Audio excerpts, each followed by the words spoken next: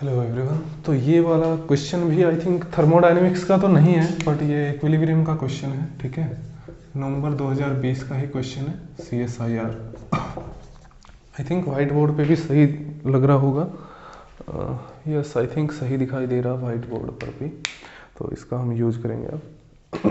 तो देखो, इस क्वेश्चन में आपसे पूछा है कि एक रिएक्शन आपको दे रखी है अमोनिया फॉर्मेशन की, और उसके अंदर पूछ रखे कि thermodynamic quantity which depend on the pressure at which equilibrium is attend is.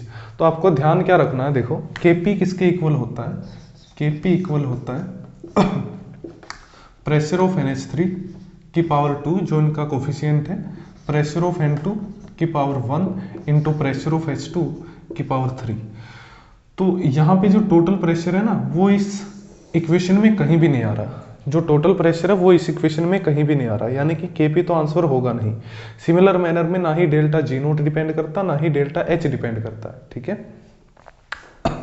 क्योंकि डेल्टा G नोट किसके इक्वल होता है, -RT ln K इक्विलिब्रियम। अब यहाँ Kp हो सकता है या Kc ले सकते हो, दोनों ही डिपेंड नहीं करेंगे, ना ही Kx डिपेंड करेगा, क्योंकि इक्विलिब्रियम कांस्टेंट हमेशा कांस्टेंट रहता है, चाहे आप कुछ भी चेंज करो। इसी तरह से डेल्टा H भी डिपेंड नहीं करेगा। तो डिपेंड कौन सा करेगा, रेशियो ऑफ मोल फ्रैक्शन। ऐसा क्यों, क्योंकि देखो जो Kx होता है, जो Kx होता है, Kx इक्वल होता है equilibrium constant in terms of mole fraction of NH3 की power 2 divided by mole fraction of N2 की पावर 1 और मोल फ्रैक्शन ऑफ H2 की पावर 3 इनटू टोटल प्रेशर की power del Ng।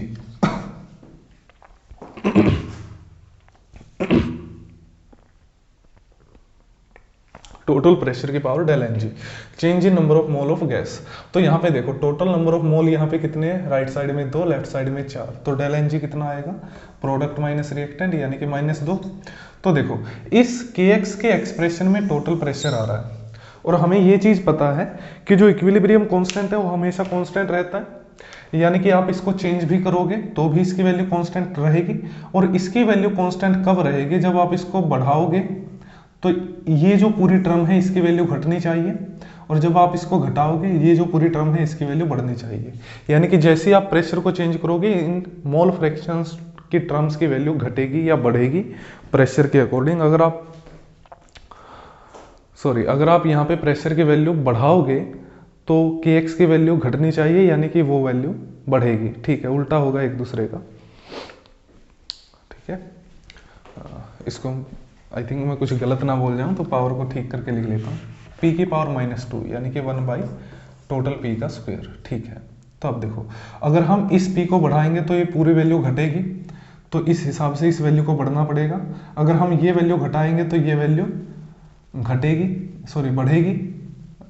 1 second, confuse हो गया मैं भी। देखो P की वैल्यू बढ़ेगी तो Kx की वैल्यू घटेगी, यानी कि इसको भी बढ़ना पड़ेगा, और P की वैल्यू घटेगी तो Kx की वैल्यू घटेगी, यानी इसको भी घटना पड़ेगा। यानी कि अगर ये बढ़ेगा तो ये भी बढ़ेगा, ये घटेगा तो ये भी घटेगा, यानी कि प्रेशर के साथ मोल फ्रैक्शंस की जो टर्म्स हैं उनकी वैल्यू चेंज हो रही है। ठीक है, तो यही आपसे पूछा गया था कि कौन सी टर्म है जो चेंज होगी प्रेशर के साथ, तो वो टर्म है ratio of mole fractions in this term at equilibrium. ठीक है, आई होप आपको समझ में आया होगा, मैं बीच में थोड़ा गड़बड़ कर गया था। ठीक है, छोटी वीडियो है। So thank you for watching and thank you for cooperation.